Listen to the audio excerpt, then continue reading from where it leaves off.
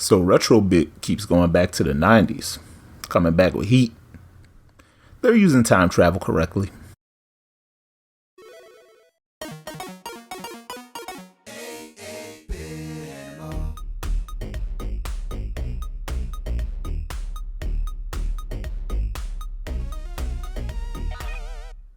How you doing, good people? This is the 8-bit animal. Let's hop in the Wayback Machine real quick. It's the 90s. I'm 92, 93. And beat 'em ups are still popping in arcades all over the world. Irem decides to throw their hat in the ring. Irem was known for a variety of different genres. But they only really had one beat 'em up that was truly noteworthy. And that was Kung Fu Master, about 1982-ish, around that time. So they decide to craft this beat 'em up, put it in arcades first and then home consoles. That beat 'em up was Undercover Cops. It was a thing in Japanese arcades, didn't see the light of day in the States for some reason. And then it got ported to the Super Famicom, where again, it did not see the light of day in the States.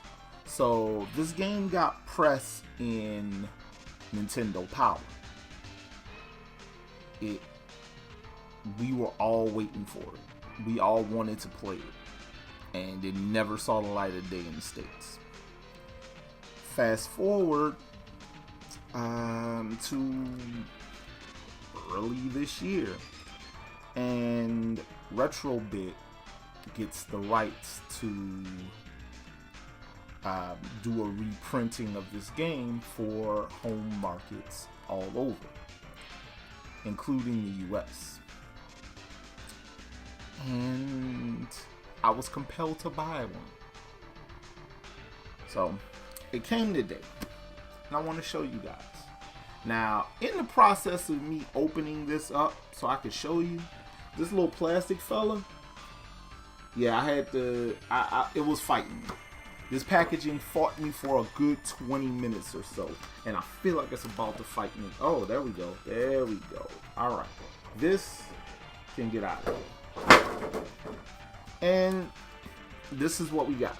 It's similar to the other Retrobit releases, Holy Diver. I got Holy Diver and the R-Type joints and Metal Storm. I never did a video on Holy Diver or R-Type. I should probably do that one day. But for right now, let's talk about Undercover Cops. See this box? It's a nice box, huh? And again, we got more.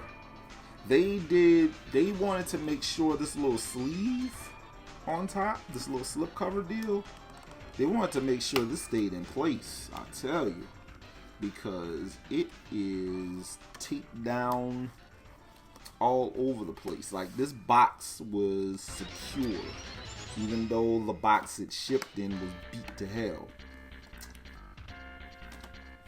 Close these up, and let's get this out of the way. This nice little slip cover, get that out of here. And this is our box. It's a lot like the Metal Storm box, but not really, because it's not raised embossing.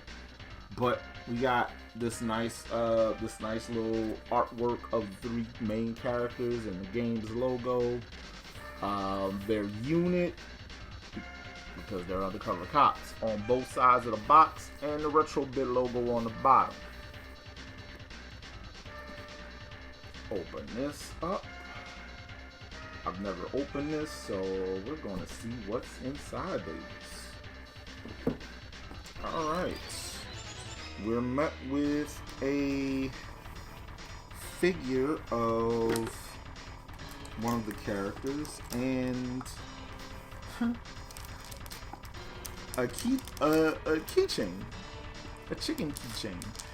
I will say Retrobit has done a really good job with these collector's editions where they throw little things in there to kind of as a thank you for spending your money on these joints. Alright, this is the Rosa Feldman or Blue Gale Revenger figure. One of the characters in the game. I'm not going to pop this open like I did the figure from Metal Storm, but yeah, this is actually pretty cool. Not something you would find in a store somewhere, but then again, nobody really remembers. This is definitely a cult following type situation. Nobody's going to really remember this game. So we're going to sit her right here.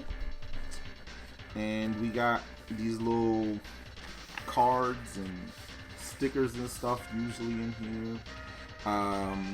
As usual, the Retrobit releases are all numbered. This was number 2240 out of 3000, so I got in probably at the tail end. We got a sticker sheet with some of the character art in there, and character file cards for each of the 3 playable characters. Zan, Rosa, and Matt. This guy named Matt. And at the bottom of the box is the main event, the actual cartridge.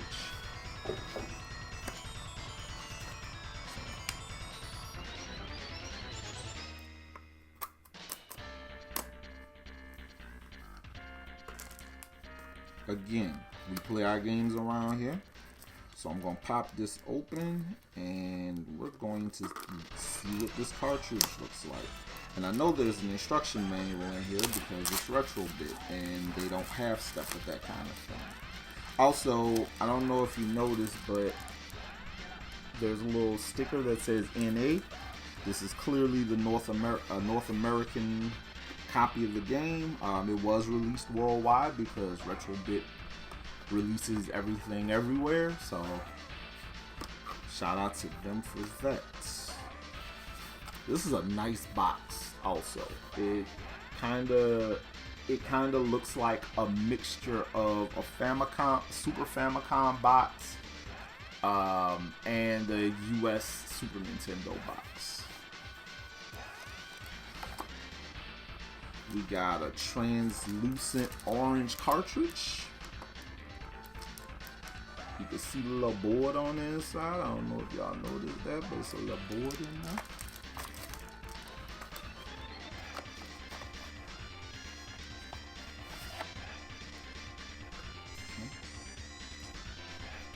This glossy full cover instruction manual in multiple languages. Look at that.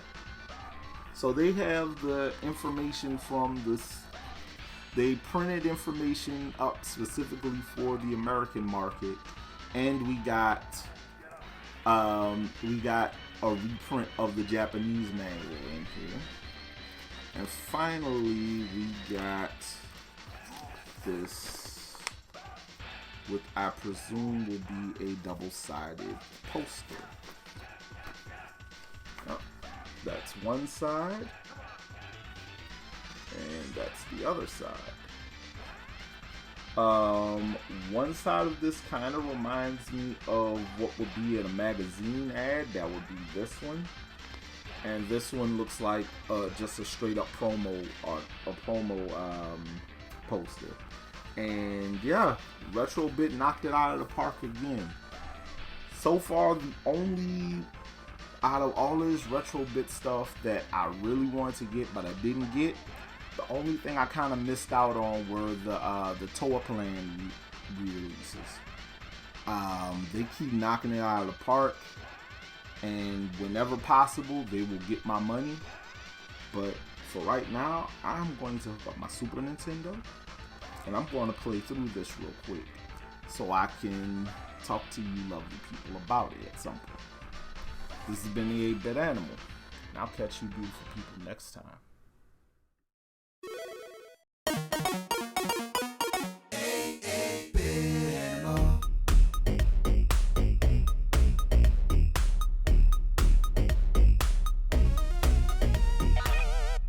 Next time, I introduce you to the best thing Konami never brought to America.